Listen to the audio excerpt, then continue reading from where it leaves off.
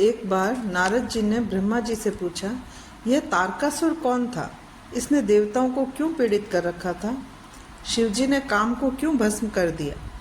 तब ब्रह्मा जी ने बताया, हे नारद, मरीचि के पुत्र जो कश्यप हुए हैं, उन्हें दक्ष की कन्या दिति के साथ ब्याही गई थी, जिससे हिरण्यकश्यप और हिरण्याक्ष दो पुत्र हुए, जिनका भगवान श्री हरि ने वाराह और नरसिंह रूप धारण करके मारा था। उसके बाद में दिति के गर्भ को इंद्र ने गिराकर पेट में ही खंड खंड कर दिया था। इससे उनके 49 पुत्र हुए, जो मरुदगण कहलाए, और वे स्वर्ग को चले गए। इसके पश्चात दिति ने 10,000 वर्ष तक तपस्या की, जिससे प्रसन्न होकर कश्यप जी ने वज्रांग नाम का पराक्रमी पुत्र उत्पन्न किया। वज्रांग ने माता दिति की आज्ञा से देवताओं को जीतकर उनका राज्य छीन लिया, और फिर ब्रह्मा जी और कश्यप जी ने जाकर वज्रांग द्वारा बंदी बनाए गए देवताओं को मुक्त कराया।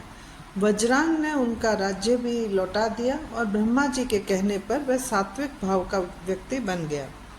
ब्रह्मा जी ने उसे एक बहुत ही रूपवती स्त्री प्रदान की। उस स्त्री ने अपने पति से महापराक्रमी श्री हरि को जीतने वाले पुत्र की याचना की। पति से ब्रह्मा जी की उपासना और तप कराकर एक पराक्रमी पुत्र का वरदान मांगा। ब्रह्मा जी वरदान देकर ब्रह्मलोक को चले गए। फिर कुछ समय के बाद वज्रांग की पत्नी गर्भवती हुई, और समय आने पर उसने एक लंबे चौड़े शरीर वाले अति पराक्रमी बालक को जन्म दिया। उसके जन्म के समय समस्त संसार में अपशकुन और उपद्रव होने प्रारंभ हो गए। कश्यप जी ने उसका नाम तारकासुर रखा। कुछ समय के बाद ही वह पर्वत के आकार का बन गया, और उसने तप करने के लिए माता से आज्ञा मांगी।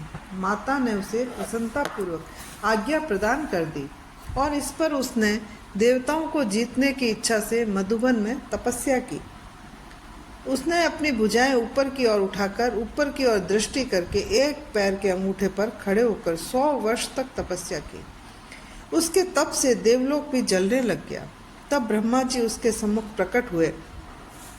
ब्रह्मा जी ने उसे वर मांगने को कहा।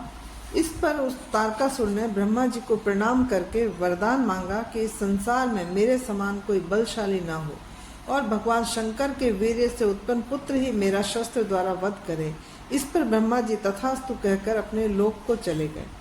इसके पश्चात ब्रह्मा जी से आज्ञा लेकर शंकराचार्य ने दैत्यों का राजा तारकासुर को नियुक्त कर दिया, और वह देवताओं को पीड़ित करता हुआ दंड देने लगा। इंद्र ने भयभीत होकर तारकासुर को खजाना, ऐरावत हाथी, उच्चश्रवा घोड़ा आदि सब प्रदान कर दिए। ऋषियों ने तारकासुर को कामधेनु गाय प्रदान की। उसने पृथ्वी पर घूम घूम कर संसार की समस्त उत्तम वस्तुओं पर अपना अधिकार कर लिया। वह देवताओं और इंद्र तथा पितरों का भाग लेने लगा, और इंद्रासन पर विराजमान हो गया। तब उसने देवताओं को स्वर्ग से निकालकर स्वर्ग पर अपना अधिकार करके वहां दैत्यों को बसा दिया। ब्रह्मा जी बोले, सब देवता मेरे पास आकर उस समय अपना दुख बताने लगे। देवताओं का दुख सुनकर ब्रह्मा जी ने कहा कि मैं तो तारकासुर को मार ही नहीं सकता। इसे तो मैं ही क्या, भगवान श्री हरि और भगवान शिव जी भी नहीं मार सकते, परंतु भगवान शिव के वीर्य से जो पुत्र उत्पन्न होगा वही इसे मार सकता है। इसलिए दक्ष की पुत्री सती ने इस समय हिमाचल के यहाँ मैना के गर्भ से पार्वती के रूप में जन्म लिया है, और इसका विवाह भगवान शिव से होगा। उससे जो पुत्र होगा वही तारकासुर को मार सकेगा। अब तुम लोग भगवान शिव के पास जाकर पार्वती का विवाह उनसे कराने का प्रयत्न करो। फिर मैं भी स्वयं तारकासुर के पास जाकर उसे समझाने का प्रयास करूंगा। मैंने उसे कहा, और फिर ब्रह्मा जी ने तारकासुर के पास जाकर उसे समझाने का प्रयास किया। उन्होंने कहा कि हे पुत्र, मैंने तुम्हें इसलिए वरदान नहीं दिए थे कि तुम अपनी सीमाओं को लांघ जाओ। यह स्वर्ग तो मैंने देवताओं के लिए बनाया है। तुम अति शीघ्र इसे छोड़कर पृथ्वी पर लौट जाओ और पृथ्वी पर ही राज्य करो, नहीं तो तुम्हें दुख भोगने पड़ेंगे। ब्रह्मा जी ने उसे समझाकर चले गए। फिर तारकासुर ने भी स्वर्ग को छोड़ दिया और पृथ्वी पर शोणित नगर पर शासन करने लगा। देवता स्वर्ग में इंद्र के साथ रहने लग गए। सब देवताओं ने विचार करके शिवजी से विवाह की बात सोची। इंद्र ने कामदेव को बुलाकर उससे कहा, तुम शिवजी के पास जाकर उनसे काम उत्पन्न करो और जिससे पार्वती का विवाह उनसे हो सके। ब्रह्मा जी के वरदान के अनुसार तारकासुर को केवल भगवान शिवजी का पुत्र ही मार सकता है। कामदेव बोला, मैं इस कार्य को अवश्य पूरा करूंगा। कामदेव शिवजी की माया से मोहित होकर बसंत और रति के साथ वहां जा पहुंचा जहां पर भगवान शिव तपस्या में लीन थे। वहां पहुंचकर कामदेव ने अपनी माया फैलाई। उसने सुंदर सुंदर फल और फूलों से वन उपवनों को सजा दिया। बसंत की बहार खिल उठी, शीतल मंद सुगंध बहने लगी, नदी और सरोवरों में कमल खिल गए, कोयल मधुर शब्द बोलने लगी, भौरे गुंजारने लगे। कामदेव ने संपूर्ण संसार को मुग्ध करने वाले बाण चलाए। इतना सब कुछ होने पर भी शिवजी पर इसका कुछ भी प्रभाव न पड़ा।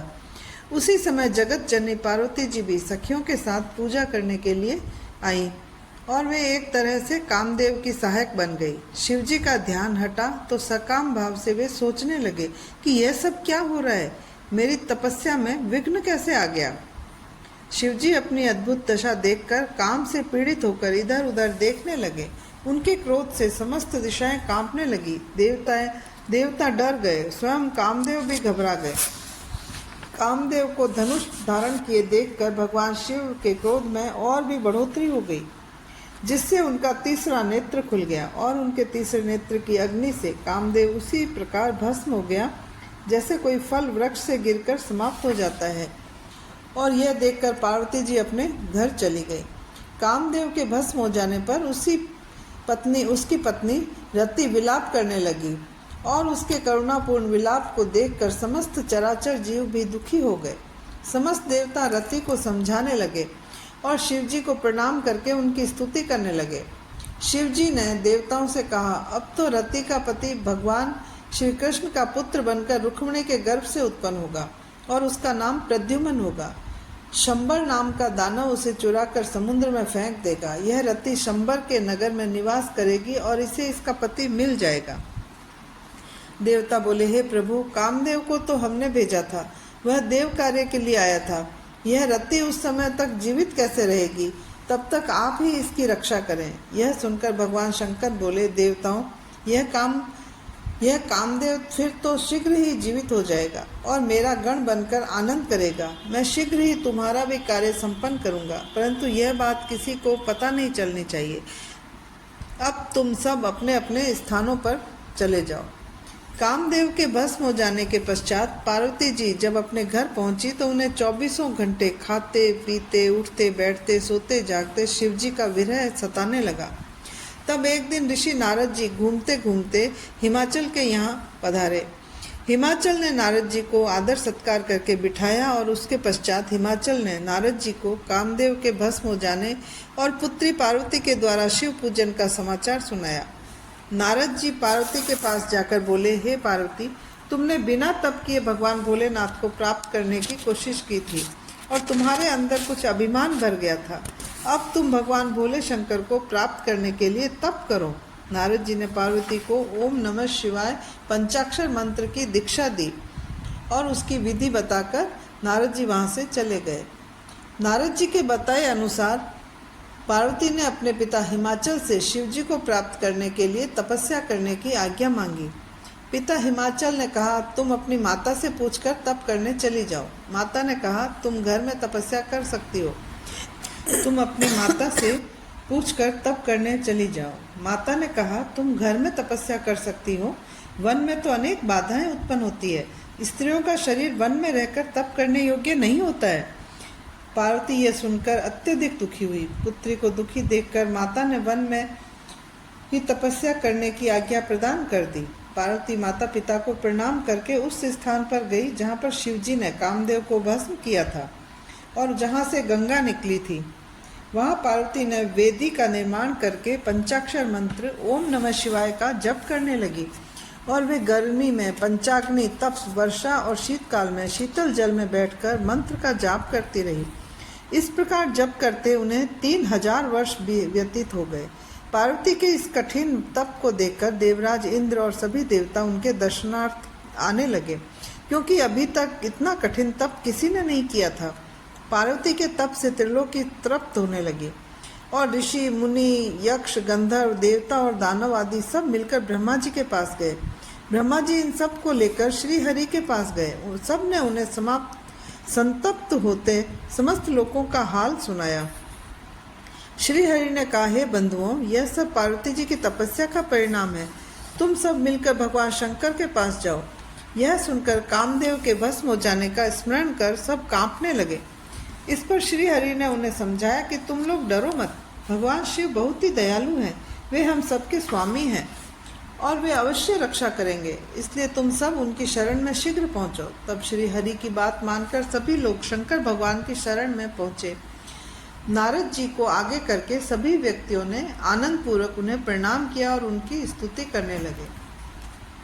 सभी बोले, हे भगवान, हम आपकी शरण में आए हैं, आप हमारी रक्षा करें। तब भगवान शंकर ने ब्रह्मा जी को संबोधित करते हुए पूछा, आप लोग यहाँ मेरे पास किस लिए आए हैं? तब श्री हरि ने कहा, भगवान, तारक असुर के कारण हम सब पीड़ित हैं। उसने हमें अपने स्थान से च्युत कर दिया है और बाहर आप हिमालय की पुत्री पार्वती के साथ विवाह करके एक पुत्र उत्पन्न करें, उसके द्वारा उसका वध होगा। यह सुनकर शिवजी बोले, मैं पार्वती से विवाह नहीं करूँगा, मैंने काम को भस्म कर दिया है। इतना कहकर भगवान शंकर अपने आत्मचिंतन में लीन हो गए। इस पर सभी ने नंदीश्वर के कहने पर पुनः उनकी स्तुति की।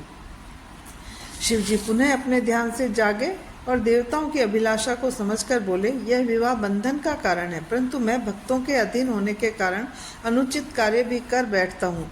इसी कारण मैं आप लोगों की अनुचित इच्छा को भी पूर्ण करूँगा।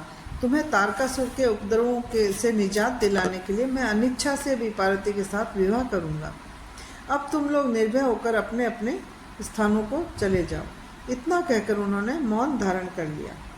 फिर ब्रह्मा जी बोले, हे नारद, जब श्री हरि आदि सभी देवता चले गए तो भगवान शंकर ने सप्तऋषियों का स्मरण किया और उनके आने पर भगवान शंकर ने उनसे कहा, तुम गौरी शिखर पर जाकर पार्वती से मिलो। वे मुझे प्राप्त करने के लिए महान तप कर रही हैं। उनके प्रेम की परीक्षा लेकर मुझे अवगत कराओ। आज्ञा पाकर सप्तऋषि गौरी शिखर पर पार्वती जी के यहाँ पहुँच गए और उन्हें प्रणाम करके पूछा, हे देवी, आप इतना कठोर तप किस लिए कर रही हैं? पार्वती जी उनसे बोली, हे श्रेष्ठ ऋषियों, मैं तो भगवान शंकर को पाने के लिए नारद जी द्वारा बताए रास्ते पर तप कर रही हूँ। वे मेरे प्राणेश्वर हैं। मुझे पूरी आशा है कि वे कामना अवश्य पूरी करेंगे मेरी। यह सुनकर सप्तऋषि बोले, हे पार्वती, आपको कपटी नारद मिल गया। उसके चरित्र को तुम जैसी भोली भाली कन्याएं क्या जाने। उसने तो अनेक घरों को चौपट कर दिया है, बहुतों को मरवा डाला है। तुम्हारे पिता के 10,000 पुत्रों को, जो नारायण सरोवर पर पिता की आज्ञा से तप कर रहे थे, उन्हें बहका दिया और परिणाम यह निकला कि वे लौटकर आज तक नहीं आए। विद्याधर चित्रकेतु का घर ही उसने बसने नहीं दिया। तुमने उसके वचनों पर विश्वास करके महानिर्लज्ज, अमंगल मूर्त, नग्न भूत प्रेतों के साथ रहने वाले को पति बनाने का विचार किया है। उसने पहले दक्ष कन्या सती को कौन सा सुख प्रदान किया था? वह बेचारी अपने पिता के यज्ञ में जाकर भस्म हो गई थी। वह नारियों से अलग रहने वाला तुम्हें क्या सुख प्रदान करेगा? तुम हट छोड़कर घर चली जाओ। सप्तऋषियों की बात सुनकर पार्वती जी हंसकर बोली, आप जो कह रहे हैं वह सत्य नहीं है। मैं पर्वतराज की पुत्री होने के कारण कठिन से कठिन तप से नहीं घबराती। नारद जी ने तो मेरा परम हित किया है। प्रत्येक प्राणी शिव जी को प्राप्त नहीं कर सकता। मैं भगवान शंकर के परम तत्व को समझ गई हूँ। हे ऋषियों, यदि शिव जी से मेरा विवाह न हुआ तो कोई चिंता की बात नहीं है। मैं कुंवारी रहकर ही उनका भजन पूजन करती रहूंगी। संसार के सभी जन अपना धर्म त्याग दें। सूर्य पूर्व के बजाय पश्चिम से उदय होने लगे, परंतु मेरी प्रतिज्ञा अटल है और अटल ही रहेगी। उनका दृढ़ संकल्प देखकर सप्तऋषि उन्हें आशीर्वाद देकर भगवान शिव जी के पास लौट आए। सप्तऋषियों ने आकर समस्त वृतांत शिव जी को बताया। इसके बाद पार्वती की परीक्षा लेने के लिए भगवान शंकर स्वयं दंडी का रूप रखकर पार्वती के पास गए। पार्वती ने उनका आदर सत्कार किया। दंडी रूपी शिवजी ने उनसे पूछा, हे युवती, आप अपने पति से रहित अकेली इतना कठिन तप किस लिए कर रही हैं? तुम्हारे पिता का नाम क्या है? पार्वती ने उत्तर दिया, हे दंडी स्वामी, मैं हिमाचल की पुत्री पार्वती हूँ। पूर्व जन्म में दक्ष की कन्या सती थी। पति का अपमान सहन न कर सकने के कारण मैंने शरीर को भस्म कर दिया था। अब भी मेरे प्राणनाथ कामदेव को भस्म करके कहीं चले गए हैं। तब से भी मेरा मनोरथ पूर्ण होता दिखाई नहीं दे रहा है। इस कारण मैं अग्नि में फिर अपने शरीर को भस्म करना चाहती हूँ। इतना कहकर पार्वती जी अग्नि में प्रवेश कर गई, परंतु उनके तपस्या के आगे अग्नि भी चंदन के समान शीतल हो गई।